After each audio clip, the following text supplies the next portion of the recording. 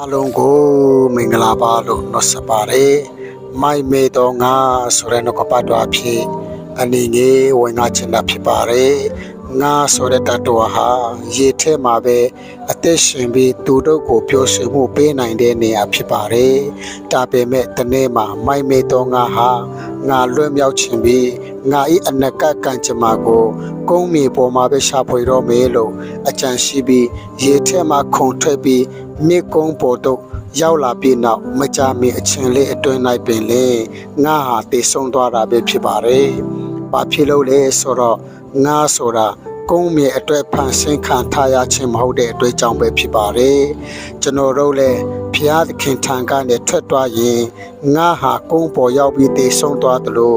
ဒုက္ခပြဿနာနဲ့သာအဆုံးတမ်းမှာပဲဖြစ်ပါတယ်မိတ်ဆွေ။အဲဒါကြောင့်ကျွန်တော်တို့ဤကောင်းကင်ဘုံရှင်အဘထံတော်မှဝေးကွာသွားရန်ဖန်ဆင်းခံထားရခြင်းမဟုတ်ပဲ